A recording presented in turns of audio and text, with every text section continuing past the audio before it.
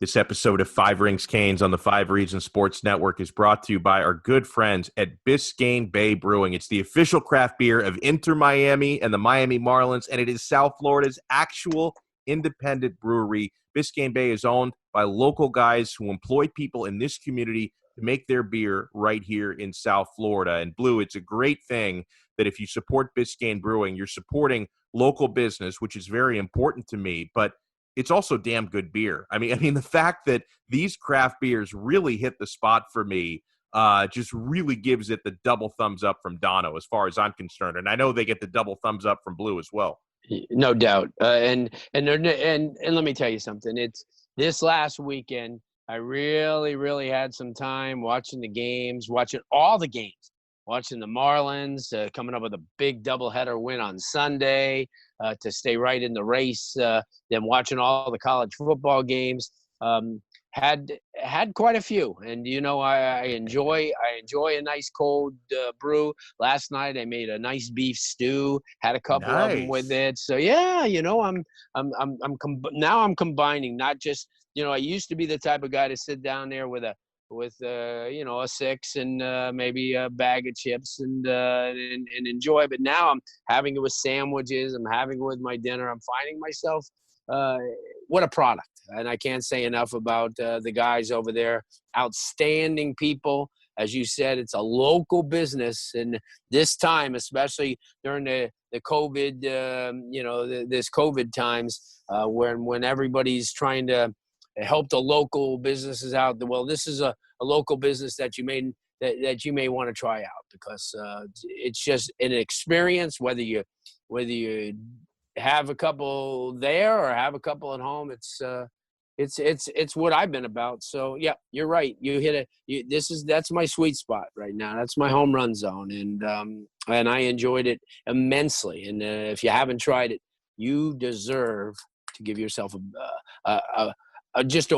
just an outstanding experience, and I enjoy it. And you really do. And I never really go on about products like this, but I really enjoyed it, and I enjoyed the fact that I can, not only just have a couple on the side, but enjoy my meal with them too. So that's important to me. Huge. And these great people at Biscayne Brew, they're committed to our community, and they support Five Reasons Sports. So people like Blue and I can keep bringing you all the local sports content you can handle. So if you care about supporting local business and drinking amazing beer, you can grab their stuff like Marlins Lager, Miami Pale Ale, which is my personal favorite. I also love Tropical Bay IPA, and you can get them at all major retailers throughout South Florida. Biscayne Bay Brewing, it is the only beer we drink at Five Reasons Sports. And we are also brought to you by MyBookie. Winning season returns at MyBookie, and winning season means doubling your first deposit. Winning season means insane props, epic bonuses, and the craziest cross-sport wagers. At MyBookie, winning season means watching live sports and betting live sports all season long. Rejoice, the NFL has returned, and that means action-packed Sundays and huge cash prizes. Get in on the action using our promo code, 5 Rings. That's 5 spelled out, FIVERINGS, and you can double your first deposit. In fact, I signed up last week with our promo code. I doubled my deposit. I'm up $75. It's a beautiful thing. New players get up to $1,000 in free play designed to add more excitement to the sports you love and the games you bet. Bet with the best this NFL season for your chance to win big. Use our promo code 5 Rings and double your first deposit. Your winning season begins today only at MyBookie.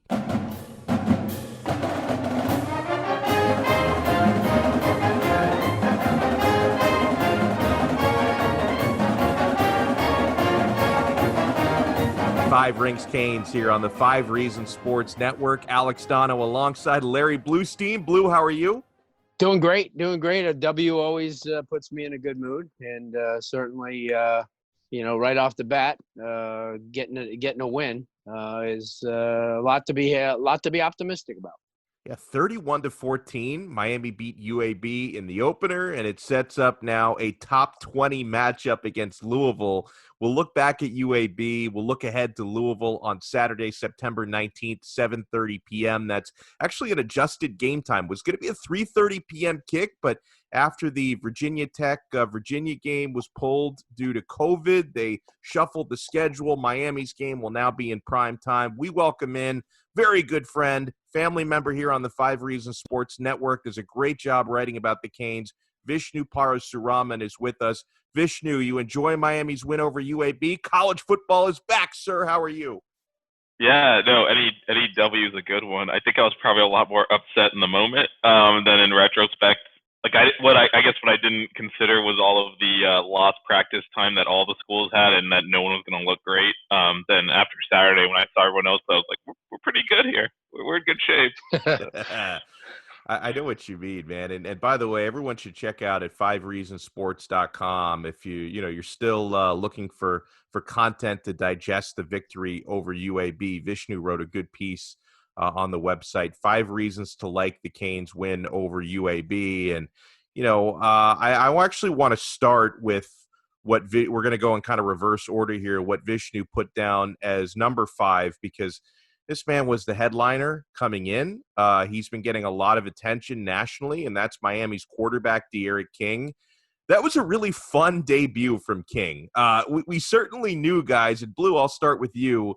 We knew about the scrambling ability, the wheels that King has. He ended up with 83 rushing yards and a rushing touchdown. Not only did we see him do some work on design runs or option runs, but a couple of good plays scrambling when the pocket broke down. Like, I loved when he scrambled and made that sideline throw to D. Wiggins, who was able to get a toe in. Like, these are the sort of improvisational plays that I think D'Eriq King can really help Miami move the chains on throughout the year. Through the air, he finished with, Miami did most of their damage on the ground, but through the air, D'Eriq King, 16 for 24, 144 yards, 1 touchdown, no interceptions. And I like the way Vishnu put it in his piece that you didn't even have any of those quote-unquote almost interceptions. So it was a pretty clean game, although he did miss a touchdown, did miss a couple of throws. I'm not going to say it was perfect, but a pretty clean game passing and running from D'Eriq King. Blue, he was so hyped up coming into the season. We certainly saw some of that hype play out. How did you feel about the D'Eriq King debut? Well, I felt like Vish said, while you were in the moment, you're kind of thinking, wow, he's not doing this, he's not doing that. But then all of a sudden, in retrospect, you see all the things that he did do and what he opened up and the avenues that he opened up, because every time he had his hands on the ball, you had to respect him. And that's what opened the running game for 300 plus yards. Certainly, and we're the thing that I was doing, I was probably being so highly critical of the offensive line because we watched it, and that was a gut reaction from last year when you and I, almost every wrap up we'd have, it would always be about the offensive line. But then again, you look in the perspective, you had no real spring, you had no summer. Right. So this was basically, a higher profile scrimmage to get some kinks out. And I certainly, at the time, I kept saying, I was trying to be, because I think that's just the way it, as Hurricane fans have been over the last couple of years, you're built up, and then all of a sudden things don't go exactly like you think. And then all of a sudden you're pointing out this and pointing out that. But then I'm looking the next couple of days and I'm thinking, wow, what a dimension on offense that he brought. And then when you thought he's running against a pretty good, people were underestimating UAB's defense. Very, very quick. And I think that, as I look back at it, what an awesome performance for game one. I know that a lot of things were vanilla. It didn't want, I don't think that the playbook was opened up maybe a half or a quarter. And but yeah, I was excited about the win. It wasn't a Central Michigan type of deal where you were hanging and biting your fingers to the end. You felt Miami had the opportunity to even when it was 17-14, even when it was close, you figured, they're still in control. They're running the ball at will. Yeah, I was very pleased for audition one, and now it gets a little bit more real. Very well said. What about you, Vishnu? Yeah, I echo a lot of what Larry just went through. I think one of the things I actually liked about King's passing games, I mean, we can all the running jumps off the screen. I mean, he's so dynamic. I knew he could run. Was not expecting the level of dynamism he brought, and like his ability to make people not just break tackles or get at things, but actually just make people miss, which just extends into big plays. But when he missed throws, they were safe. He was very protective of the ball, which you need. So some of his kind of worst throws were away from the defender. So yeah, we didn't complete those. And down the road, you play better teams, you need to hit some of those deep balls, and obviously the one to Peyton in the end zone, you got to hit those plays. But they were all throws away from the defender. They were and just protecting the ball like that. When last year we definitely saw a lot of interceptions that were forced. There was no force. His game was just smooth. It was all under control. And as the pressure ratchets up, as we play better opponents, that ability to kind of remain calm and kind of in control of the game is going to be huge. And yeah, as Blue mentioned, UAB is pretty good. I mean, they're one of the favorites in Conference USA. We saw several big programs lose this weekend. So I think the other thing that we saw, he mentioned Central Michigan, like this felt like that for a while, except this time there was a response. When UAB cut it to 3 points, 2 quick touchdowns, game over. We didn't see any of that last year. We would not respond when a team hit us in the mouth. Frankly, we would cave and lose. So there was a lot of positive differences in this game, and I think definitely King's maturity at the quarterback position, that's going to allow you to beat better teams. Just him bringing that calmness to the offense, so that was definitely a positive. You know, I noticed in comments made by Hurricanes fans during and after the game that there was a lot of criticism on the offensive line. And I think much of that is probably PTSD from last year, where you haven't really recovered mentally from what it was last season. Now, I know we still have a long way to go. And there were, a few plays where the pass protection did break down. So thank goodness De'Aaron King was there who can make something happen even when the pocket collapses. But I'll tell you guys, my overall takeaway from the O-line in game one is very positive, right? Because for, the pass protection wasn't perfect, but I look at an offensive line that cleared the way for 337 yards rushing. And I know people are going to say, well, Donno, it's UAB. I mean, for what it's worth, UAB had one of the best statistical defenses against the run a year ago. I know they play, lesser competition for the most part than Power 5. So it is what it is. But on paper, that's a pretty good rushing defense. We know Miami has some dynamic running backs. We had a couple of very nice debuts on Thursday night. We'll get to it. But, I have to be very complimentary of the offensive line because 337 yards rushing is not easy no matter who the opposition is. I mean, Blue, your overall takeaways on the O-line and Manny Diaz was complimentary. He was on with Joe Rose after the game, and he said that his tackles, John Campbell and Jared Williams, played very well. I loved what I saw on the ground. And to anyone out there, Blue, who thought, oh, Miami's not going to run the football out of the spread, I think Rhett Lashlee gave you a reminder that the running game is still going to be a big focus this year. Yeah, no doubt. And the only thing, and I think I texted you early on in the game, the only thing that I was really surprised with, especially because he used his tight ends unbelievably last year. 90 times he targeted them last year, that there was only one target in the first half to Brevin Jordan, and that was like a forced throw that he could have had, but I mean, it was still, I thought, because of the fact that they were so concentrating on him in the running game that a lot of the linebackers were pulling up and a lot of the safeties were moving forward. So I'm thinking, you could sting them with just a tight end dump over the middle and he could go for 40, 50 yards. And that's, you look at those things, but then again, you think, well, I'm not at practice. I don't know what the scheme, the plan was. Maybe this week we'll see that against Louisville. That's the only thing. I thought the offensive line did really well, especially because look at you have on the offensive line. You have young kids, really. You have no real other than Gaynor, who got a few, a lot of snaps in there, and he's still playing solid at center. I think what King does, and Vish, you brought it up, he adds a different dimension. you don't know what's going to happen. I mean, he could take off one play, and then you have to respect him on the next. And then all of a sudden, Cameron Harris is running 40, 60 yards for a touchdown. So, I mean, it's going to – and they have 4 fresh backs. I mean, and I was cringing every time Robert Burns got in there because obviously all the way back since his high school days, he's prone to injury. Yeah. But you took the wrapper off your 2 freshmen at running back, and both of them, Jalen Knight, looked excellent. And we know that – yeah, Rooster did awesome. He glides, he doesn't run, and that's awesome. And I thought the offensive line has more. You see, the pressure's off of them this year. It's not going to be on them like it was last year, where N'Kosi Perry sat back there, whoever started, Williams, and you knew the offensive line had to perform. I mean, there was no ifs, ands, or buts. But this year, it's not so much. I mean, because you have King kind of to mask the deficiencies, and they can learn while they're learning.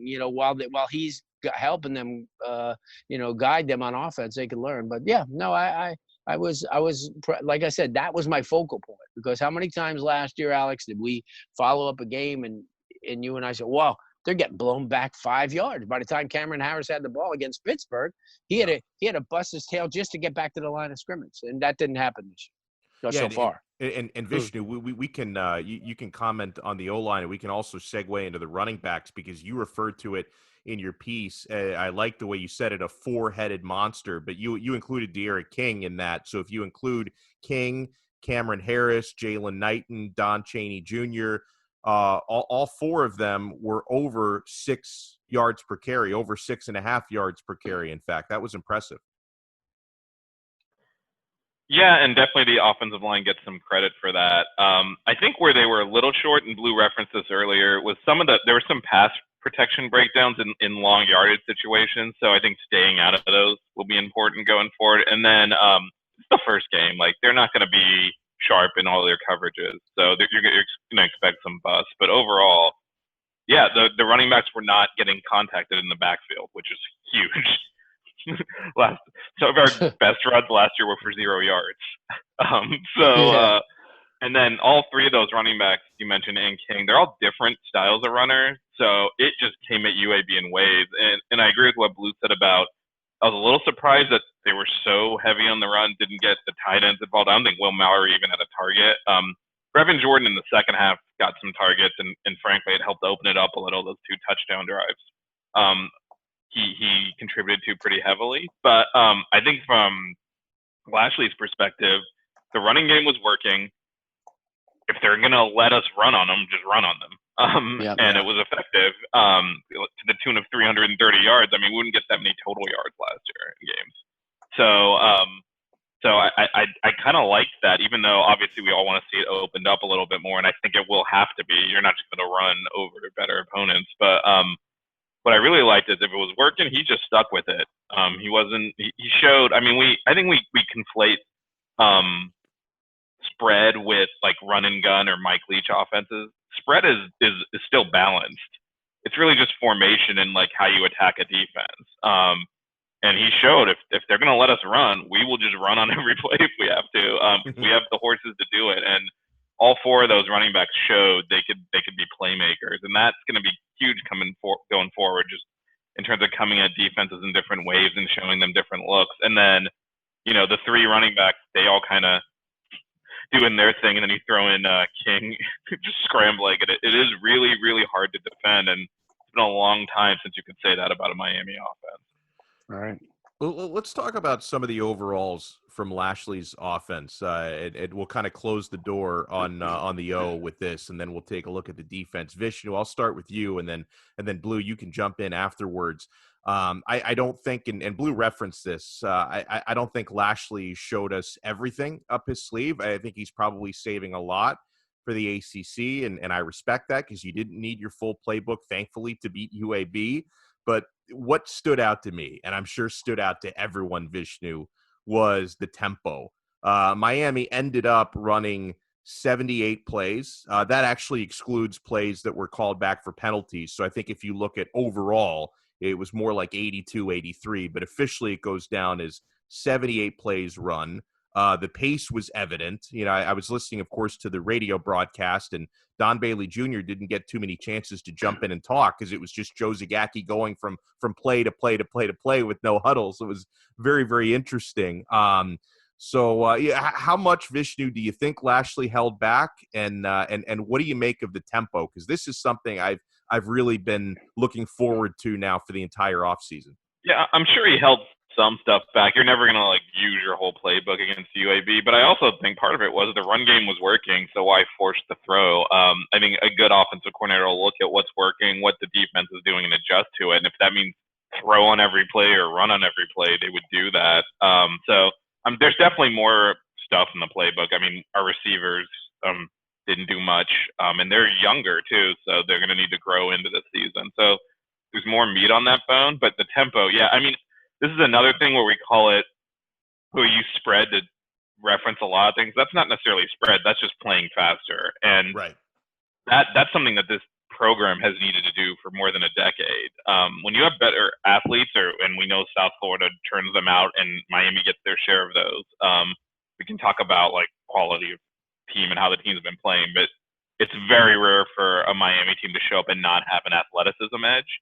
You want to just maximize the amount of times you're getting the ball to your athletes, and playing slow, running the play clock down to 5 seconds every time you snap it is actually shortening the game. It's limiting your ability to have those explosive plays when you have the explosive players. So it's just counterintuitive. So I was definitely pleased with the pace and the way and I think that's where you saw the 337 rushing yards from, is just they got the ball in these running backs' hands more, and they were able to take advantage. So I think it was much needed. It's something we've needed for a while, and it was great to see it. Going forward, the one drawback to that would be, if the offense isn't working, you basically hang your defense out to dry. Right. But by running it as effectively as we did, even with the quick snapping, the clock is still running that whole time, so it's not really doing that. It's not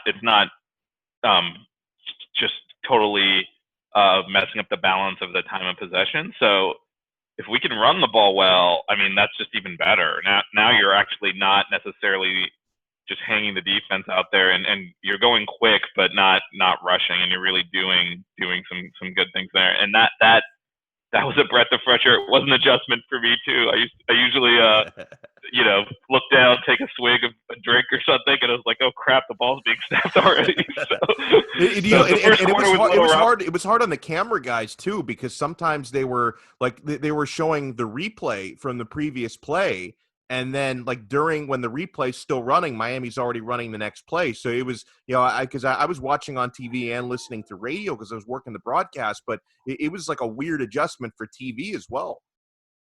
Yeah, no, I agree with you. I was with our guys Jazz and Paul Austria for the whole game, and we kind of bantered back and forth about different, some of the different things, and what Vish brought up is something that it can, if you run that high tempo offense and all of a sudden you may get stopped once or twice, it puts incredible pressure on your defense, because I mean they just got back. They just got back from playing defense, and then they're just kind of getting a blow on the side, and then all of a sudden, if you go 3 and out, that 3 and out's like 20 seconds. I mean, yeah. That's not like it. You don't normally milk a lot of clock in an offense like that, because you want to obviously get the defense on the heels. But when it works, it's so advantageous, to your team. And I agree. And you brought up before, a game like UAB where you don't want to be, open up everything, how'd that work out for Kansas State and Iowa State? See, I'm saying, you don't want to, perhaps they probably figured that Louisiana, wasn't, was going to be such a pushover that they could do anything they want. So especially when it's game one and you're coming off a 3-game losing streak and a 6-7 record. I mean, albeit, that you have a lesser opponent. The fan base and the recruits, are watching what you do in every game. So you don't want it to be 10-7 with 2 minutes left in the game. You know, I mean, yeah, I just think there's goods and bads, but when it's running and you're getting those first downs and you're picking up yardage and you're keeping that defense on its heels, that's important. So I want to segue to the defense, guys, and Vishnu, your overall takes. I mean, if we can talk about the bad and the good. I mean, for me, the bad, DJ Ivey in coverage. Also the fact that, and hopefully this is not a trend, but we didn't see the turnover chain come out. Miami, surprisingly enough, did not force any turnovers in this game. There were times early on, and Miami grew into this game defensively, but early on, it seemed like there were some gaping holes between the D line and then, your linebackers and your defensive backs when we saw, UAB breaking out for some runs. As soon as they could get behind the defensive line, there was wide open space there, but I thought Miami adjusted a little bit. Vishnu, one of your 5 reasons to like the Canes win, and I agree wholeheartedly, was the defensive line. Your takeaways on their performance? Yeah, talking about like the good versus the bad, I think as you back up a level, it gets progressively worse. I thought the D-line was the best, then the linebackers, and then the secondary. The D-line didn't have those, like you mentioned, standout plays. Like we've gotten used to Rousseau, having 5 sacks and forcing 3 fumbles or whatever. We didn't have any of that, but I thought for an opener, they were well disciplined. They did get into the backfield repeatedly, even if it didn't translate into turnovers or sacks. I believe there was only 1 sack, but they did cause some chaos in UAB's backfield, and that's really what you want from the defensive line. I thought they were excellent, and I thought, both defensive ends are new, and they were very good on gap assignment. Like we didn't see our defensive linemen get out of position, which when you're starting a lot of new players, you kind of expect, especially in the first game. And so I think in contrast to a lot of the rest of the team where you could kind of see the first game issues, I didn't really see that on the defensive line. Now, if you start backing up, the linebackers were okay, I think. There were some bad tackling angles, which, like you said, especially early, led to some kind of big runs. But they got better. I mean, I think we expect Zach McLeod to be steady. We know what he is, and I thought Bradley Jennings got better as the game went on. The secondary is a concern. DJ Ivey obviously had a rough game, but then we put the Corey Couch in there, who's kind of the other option, and he had a pretty bad bust on a 3rd down as well. So the secondary needs some work there in the pass defense. We'll see if they make an adjustment after the first game. But I think if I'm looking at across the board, the biggest area of concern on the team is probably the defensive secondary at this point.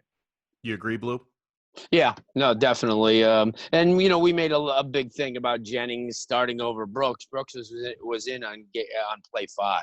So that's what I'm saying. When you have an offense and a defense that runs multiple looks and has everybody involved, it doesn't matter who starts. It really doesn't, because they're in the mix right away, and if they get the hot hand, they're not going to come out. And that's what they do. They game plan. They know exactly what who has a tendency to be in on every play. Yeah, they were kind of like, every time they went up top, you're always looking, oh my gosh, there's 8. He's just getting toasted. And and that if you have a Clemson or a Georgia or an Alabama front, that's just pushing. And you see, that's the thing too, because there's a lot of kids that are playing at a lot of these high level schools and these Power 5 schools that are, playoff schools, that could get exposed too if they didn't have a mammoth defensive line that's getting penetration. So I think a lot has to be said that Miami up front is still a work in progress. I mean, you have,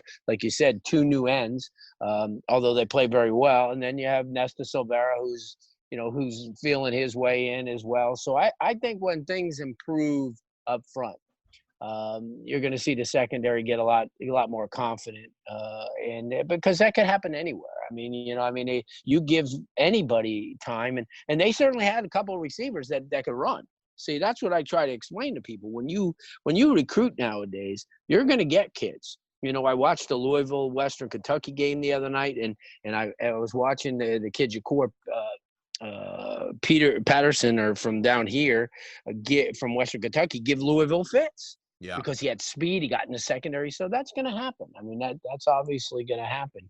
But yeah, no, I was, it's a dress rehearsal. This week we get a little bit more critical because it's an ACC game, but yeah, I like, overall what I saw. A win, especially, you can't be, that guy who, all of a sudden is just going to start judging this game after you come off a year like last year. There's going to be a feeling out period. There's still a lot of guys left from last year. How have they matured? And yeah, I think that they're going to get it on defense. It's going to be a matter of time. They have good schemes. They're well coached on defense. Their secondary has great coaching. So I think they're going to work a lot, in the next couple of weeks on, as long as they don't continue to make those mistakes and they correct them, then we've got something good.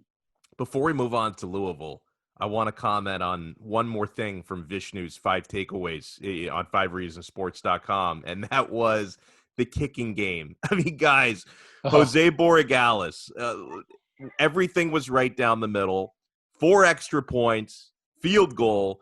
And I got to tell you, I was like Tony Sperano in my living room, pumping, may he rest in peace, by the way. But the way that I pumped my fist for that Borregales field goal, and I was even appreciating every time he hit an extra point, because after the disaster classroom a year ago with Bubba Baxa and company, and nobody could hit a field goal last year for Miami, and it probably cost Miami 3 games. I mean, to know that we have, a scholarship kicker who can actually be counted on to make the kicks he's supposed to make.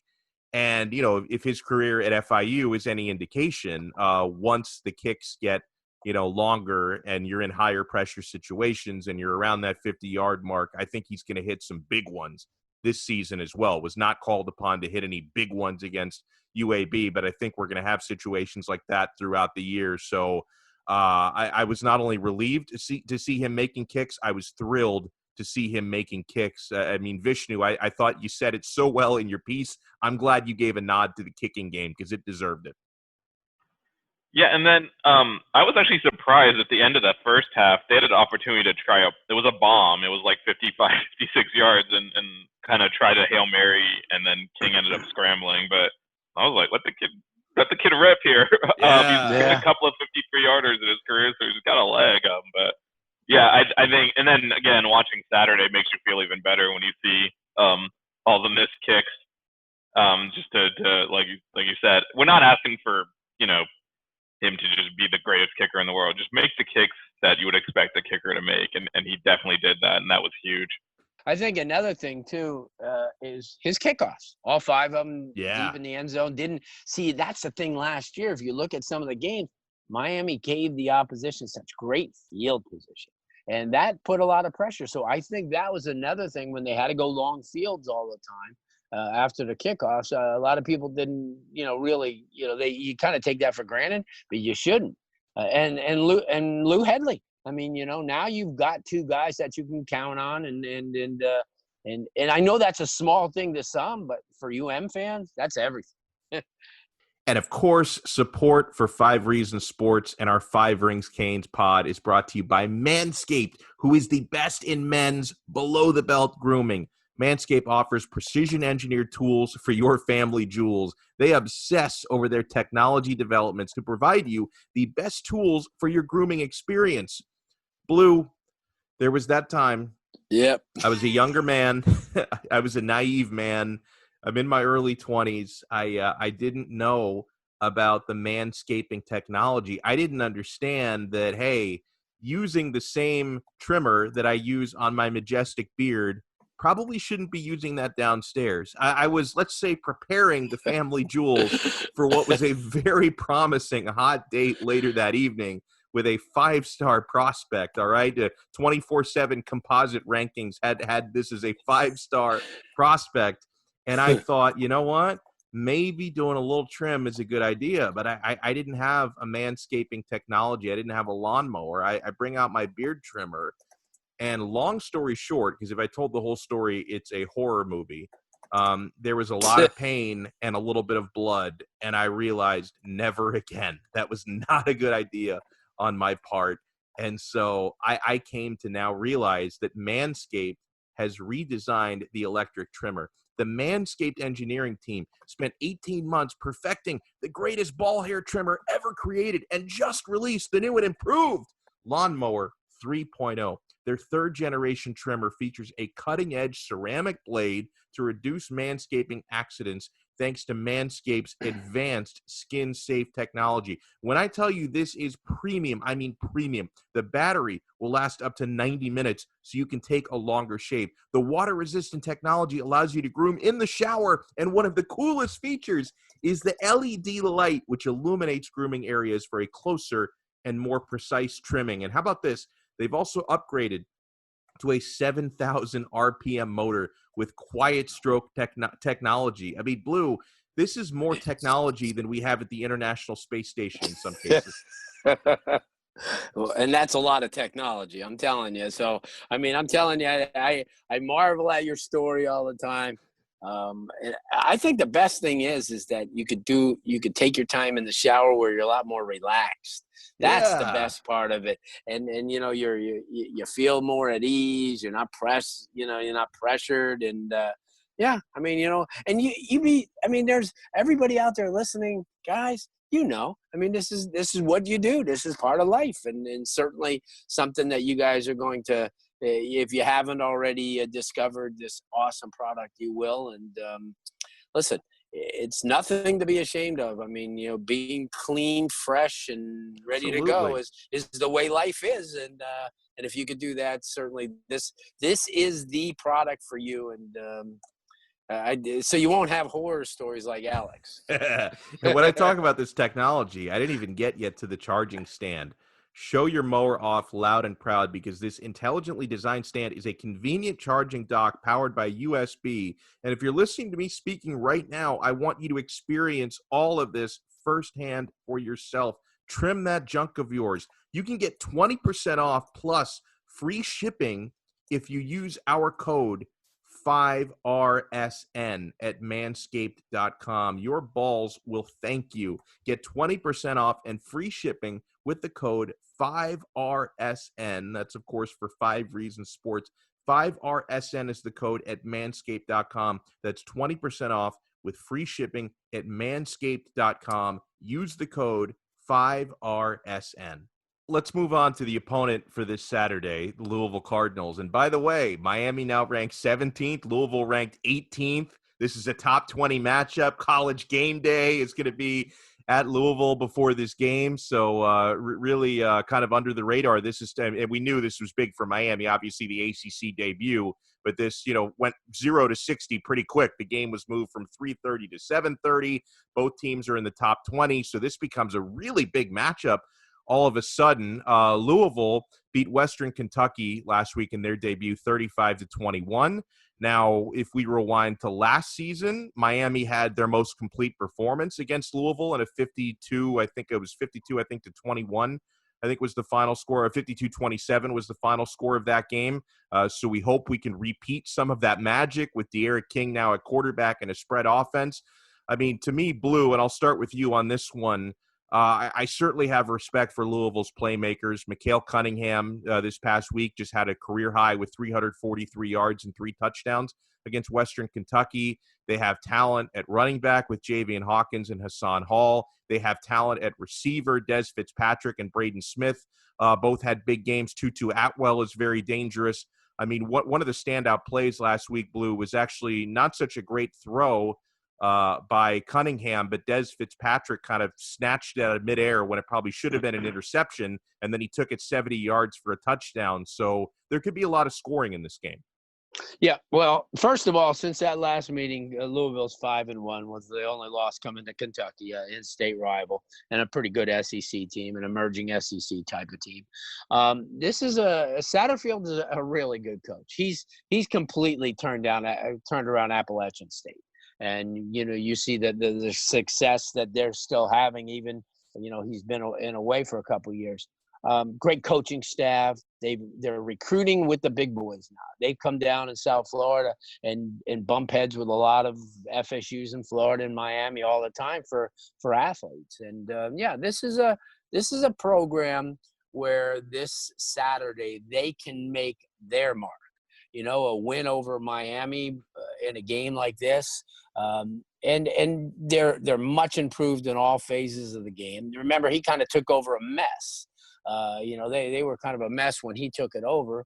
He's starting to revamp it. You can't build it in 1 year or even two in a lot of cases. He's like, it's like Jeff Collins. If you're a good coach, and you surround yourself with good people, it's gonna show after a couple of years. And I think that's what Miami's facing, a well-coached team. Does he have all the parts that he needs? No, but he has enough where he can work with them. He's got Power 5 kids instead of when he was at App State, kids who were borderline kids. As you mentioned, Javian Hawkins, a kid from down here, Cocoa High School, tremendous running back, Tutu Atwell, who kind of singed Miami for a long one last year, is very much in the mix. Good game. It's going to be a really good test for both teams. Western Kentucky and at UAB are good teams, but they're not Power 5 teams that have these athletes, and both teams have athletes. So, yeah, I'm looking forward to it. I think what Miami's facing is kind of a really, really good dress rehearsal for the rest of the year, because this team is an emerging – I believe they're going to be an upper echelon program in the ACC as long as Satterfield and his staff stay there. Yeah, a lot of eyes will be on the game this Saturday. Vishnu, I'll give you the last word here before we wrap it up. Your expectations from Louisville. Yeah, I think I concur with a lot of what Blue said. This looks like a pure toss-up. Both teams are fairly even. You mentioned last year's game where Jaron Williams set a score record for touchdown passes. That's what we're going to pull out 10 years from now and say, wait, what happened? But even in that game, Louisville showed their explosiveness. And so that just containing all their athletes, it's going to be a challenge. And this game is really important if you look at the upcoming schedule. And after this is Florida State, then Clemson. So right. This is a toss-up game, but the Canes need to win this game. You do not want to go into Clemson already carrying at least one loss. Obviously, based on what we saw from Florida State, I think we hope that the Canes will win that game, but that's a rivalry game. Like, if you go into Clemson with losses on the schedule already, I mean, Clemson's going to be a challenge. Let's just leave it at that. So, so you could really have this season come off the rails. The Canes need to win this game, and it is an evenly matched game, so it's a tough one. But if you want the program to go in the right direction, this is the game you need to go in there and win. So we'll see. I think it's hugely important for the entire season trajectory. Blue called it like kind of a dress rehearsal for the rest of the season. I agree. And if it goes poorly, that when dress rehearsal goes poorly, the actual show generally doesn't go well. So this is I can't overstate how important this game is, and I think it'll be very even. It's probably going to come down to a few plays. I do like the fact that we have Derek King in our corner. He's a playmaker, and I feel like he can win this game. Amen to that. So hopefully the next time you hear from us, it'll be recapping a big victory over Louisville. So great stuff by everyone. Make sure you follow Vishnu on Twitter at VRP2003 and check out his work at 5reasonsports.com. Make sure you follow Larry Blustein at Larry Blustein on Twitter. Follow me at Alex Donno. We'll talk to everyone next week on another episode of 5 Rings Canes on the 5 Reasons Sports Network.